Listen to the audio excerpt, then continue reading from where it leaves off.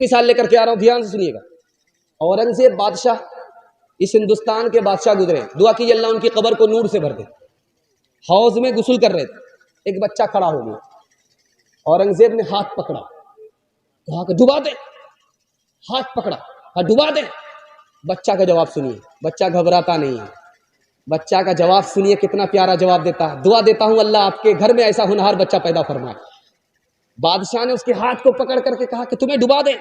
اس بچہ کا جواب سنیے، بادشاہ میرے دونوں ہاتھ پکڑے ہوئے میں کیسے ڈوب سکتا ہوں؟ اگر بادشاہ میری انگلی پکڑتے تو بھی میں ڈوبتا نہیں۔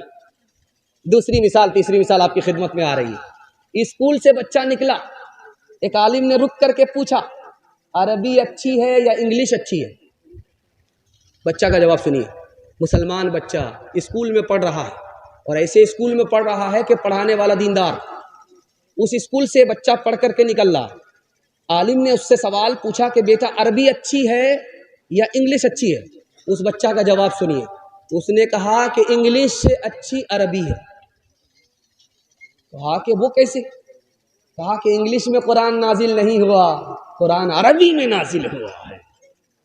تیسری مثال آپ کے سامنے آ رہی ہے، ابلیس راستے میں کھڑا ہو گیا بوتل لے کر کے، پانی کی جو بوتل ہم لوگ پیتے ہیں پانی، وہ بوتل لے کر کے کھڑا ہو گیا۔ مدرسے کا بچہ آ رہا، روک کر کے کہا بیٹا میرے ایک سوال کا جواب دو۔ بچہ تن گیا، کیا سوال ہے بتاؤ؟ یہ بتاؤ کہ اس بوتل میں خدا آسمان اور زمین کو لا سکتا ہے؟ سوال دیکھیں، آسمان اور زمین اس بوتل میں آ سکتے ہیں؟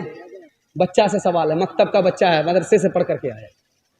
اس بچے کا جواب سنیے، وہ کہتا ہے یہ آسمان اور زمین تو بہت دور کی بات ہے، یہ بوتل تو بہت بڑی چیز ہے، اگر خدا چاہ لے تو سوئی کے ناکے کے اندر بھی زمین اور آسمان کو پھنسا سکتا ہے، کیونکہ وہ قادر ہے، عاجز نہیں ہے۔ دو مثال پر پیغام ختم کرنے کے لیے جا رہا ہوں۔ انشاءاللہ پسند کا بچے کو کھلائیں گے، بچے کو کھلانے پلانے میں آگے رہیں گے، پڑھانے لکھانے میں پیچھے رہیں گے، ہاتھ اٹھائیے انشاءاللہ۔ خیر ماشاءاللہ، دو تین آدمی جمائی لے رہے ہیں، خیر ماشاءاللہ، بیدار زیادہ، دھیان سے سنیے گا۔ آخری مثال پر پیغام ختم کر رہا ہوں۔ بیٹا بدصورت ہے، منہ میں گوٹی کا نشان ہے، موٹا موٹا گوٹی کا نشان ہے، اتنا بدصورت ہے کہ لوگ اس کو دیکھنا نہیں پسند کرتے۔ ماں نے اس کو بلایا، پرائیویٹ میں بٹھایا، کہا بیٹا تم بدصورت پیدا ہوئے ہو، تم کو دنیا والے عزت نہیں دیں گے، بیٹا ایک کام کرو، دنیا میں تم کو عزت ہی عزت ملے گی، علم حاصل کر لو، جب تمہارے پاس علم آ جائے گا تو دنیا تمہارا جوتا اٹھائے گی۔ تم بدصورت ہو، اگر علم حاصل نہیں کرو گے تو دنیا تم کو کوئی عزت نہیں دے گی، بیٹا علم حاصل کر لو، تمہارے عیب کو اللہ چھپا لے گا، ہنر دکھا دے گا۔ بیٹا نے دل میں اپنے ماں کی بات رکھ لی، یہی بچہ آگے چل کر کے مکہ کا قاضی بن گیا۔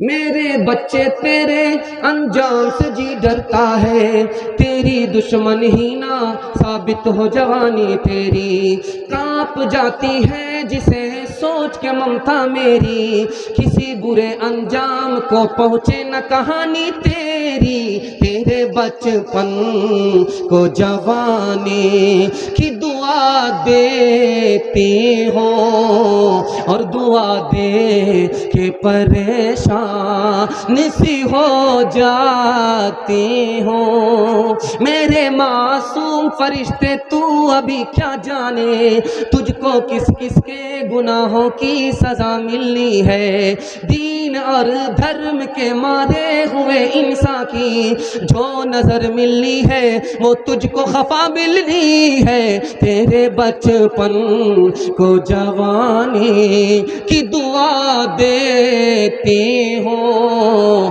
اور دعا دے کے پریشان سی ہو جاتی ہوں۔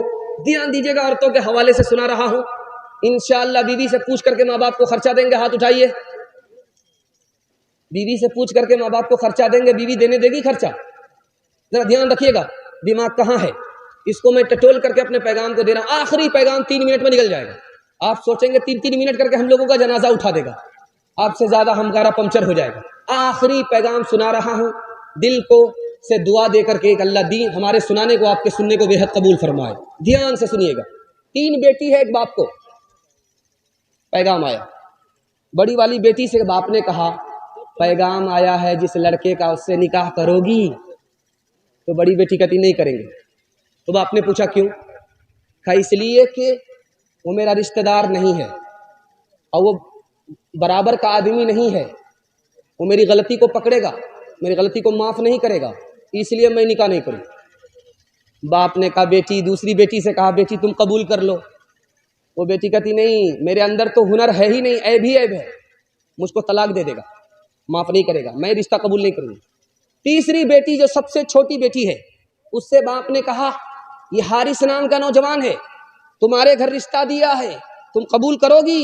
تو چھوٹی بیٹی تیار ہو گئی کہ مجھے قبول ہے, یہ رشتہ قبول ہے. تو باپ نے پوچھا کہ بیٹی رشتہ کیوں قبول ہے؟ کہ اس لیے قبول ہے کہ میرے پاس صورت بھی ہے, میرے پاس سیرت بھی ہے, اور اللہ پر بھروسہ ہے, جو ہونا ہوگا دیکھا جائے گا. بیٹی نے رشتہ قبول کر لیا. 2 بستی میں جنگ ہو رہی ہے, لڑکی کا رخصتی کا وقت آیا, لڑکی ہاتھ جوڑ کر کے کھڑی ہو گئی, جب تک یہ لڑائی ختم نہیں ہوگی میں سسرال جا نہیں سکتی.